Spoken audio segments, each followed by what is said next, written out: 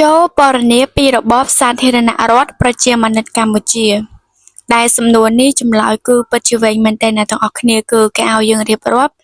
ពីរបបសាធារណរដ្ឋប្រជាមានិតកម្ពុជាទាំងមូលផ្ទាល់តែម្ដងចឹងទាមទារឲ្យអ្នកទាំងអស់គ្នាត្រូវតែយល់ឲ្យច្បាស់អំពីមេរៀនទៅលើមេរៀនមួយនេះផងដែរចម្លើយពណ៌នាអំពីរបបសាធារណរដ្ឋប្រជាមានិតកម្ពុជាដែលទី1គឺយើងនិយាយតាក់ទងជាមួយនឹងអង្គការគ្រប់គ្រងសំខាន់នៃរដ្ឋាភិបាលសាធារណរដ្ឋប្រជាមានិតកម្ពុជាគ្រប់គ្រងដោយបកតែមួយគឺគណៈបកប្រជាជនបដិវត្តន៍កម្ពុជានិងមានអង្គការគ្រប់គ្រងសំខាន់4គឺទី1គណៈបកប្រជាជនបដិវត្តន៍កម្ពុជាទី2ក្រុមប្រឹក្សាប្រជាជនបដិវត្តន៍ឬក្រុមប្រឹក្សារដ្ឋមន្ត្រីទី3ក្រុមប្រឹក្សារដ្ឋទី4រដ្ឋសភាជាតិចំណុចបន្តទៀតគឺយើងនិយាយតាក់ទងជាមួយនឹងរដ្ឋអំណាចខ្មែរដែលរដ្ឋអំណាចខ្មែរគឺយើងចែកចេញជាដំណាក់កាលដែលដំណាក់កាលដំបូងក្រសួងសំខាន់គ្រប់គ្រងដោយមនុស្សពីរក្រុមគឺអ្នកតស៊ូចាស់នៅតាមភូមិភាគបូព៌ាស្មមិត្តហេងសំរិនជាស៊ីមហ៊ុនសែននិងអ្នករៀននៅវៀតណាមក្រោយសន្និសីទទីក្រុងសឺណែវនៅឆ្នាំ1944មានសមមិត្តប៉ែនសវណ្ណនិងច័ន្ទស៊ីដំណាក់កាលបន្ទាប់ពេលប្រទេសមានសន្តិភាពមានលំនឹងរដ្ឋាភិបាលជ្រើសរើសអ្នកមានសមត្ថភាពឲ្យបម្រើនៅក្នុងក្បាលម៉ាស៊ីនដឹកនាំរដ្ឋចំណុចបន្តទៀតនេះគឺយើងនិយាយតាក់ទងជាមួយនឹងជំនាញការនិងកងទ័ពវៀតណាមអ្នកជំនាញវៀតណាមអមរដ្ឋអំណាចខ្មែរទាំងពីរថ្នាក់ក្រសួងដល់ថ្នាក់មូលដ្ឋានដើម្បីជួយពង្រឹងរដ្ឋបាលសាធារណរដ្ឋប្រជាមានិតកម្ពុជាកងទ័ពវៀតណាមនៅពេញផ្ទៃប្រទេសកម្ពុជាដើម្បីជួយទប់ស្កាត់ការវិលត្រឡប់មកវិញនៃរបបប្រល័យពូជសាសន៍របបសាធារណរដ្ឋប្រជាមានិតកម្ពុជា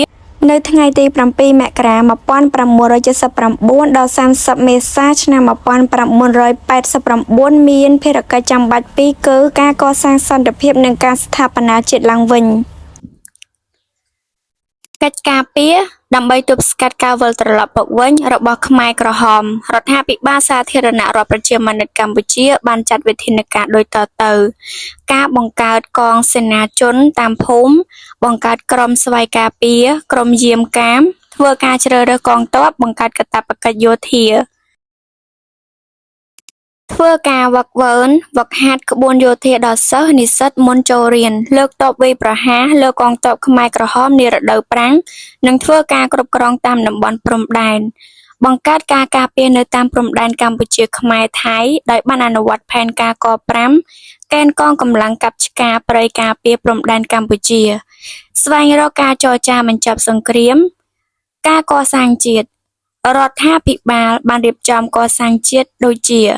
ការស្ថាបនាសេដ្ឋកិច្ចបញ្ហាបន្ទាន់គឺបញ្ហាស្បៀងដូចនេះរដ្ឋាភិបាលបានអំពាវនាវសុំជំនួយពីសហគមន៍អន្តរជាតិបង្កើតក្រុមសាមគ្គីបង្កបង្កើនផលឆ្នាំ1983ដល់ឆ្នាំ1986បដូរពីក្រុមសាមគ្គីបង្កបង្កើនផលទៅជាម្ចាស់ឆ្ការទាំងស្រុងដោយបានធ្វើការចែកដីធ្លីនិងឈានទៅរកកម្មសិទ្ធិឯកជនអនុវត្តមុខព្រួញទាំង4នៃសេដ្ឋកិច្ចការស្ថាបនាសង្គមវិស័យអប់រំប្រព័ន្ធអប់រំត្រូវបានស្ដារឡើងវិញដោយបើកទ្វារសាលាទទួលសិស្សនិស្សិតឲ្យចូលរៀនធ្វើការជ្រើសរើសនិងបណ្ដុះបណ្ដាលគ្រូបង្រៀនជំរុញចលនាអក្ខរកម្មនិងបំពេញវិជ្ជាអនុវត្តនយោបាយអ្នកចេះច្រើនបង្រៀនអ្នកចេះតិចឯអ្នកចេះតិចបង្រៀនអ្នកអត់ចេះបញ្ជូននិស្សិតទៅសិក្សានៅបរទេសវិស័យវប្បធម៌បើកសេរីភាពដល់ជំនឿសាសនាប្រពៃណីទំនៀមទម្លាប់បើកទ្វារសាលាវិចិត្រសិល្បៈនិងប្រមូលផ្ដុំសិល្បករវិស័យសង្គមបង្កើតមជ្ឈមណ្ឌលកុមារកំព្រាបង្កើតសាលាបណ្ដុះបណ្ដាលវិជ្ជាជីវៈសម្រាប់ជនពិការនិងស្ត្រីមេម៉ាយបង្កើតច្បាប់ការពារកម្មសិទ្ធិឯកជននៅឆ្នាំ1987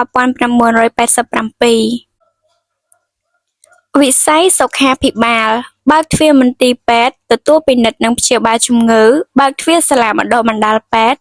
មានមហាវិទ្យាល័យវេជ្ជសាស្ត្រនិងឱសថសាស្ត្រទណ្ឌសាស្ត្រ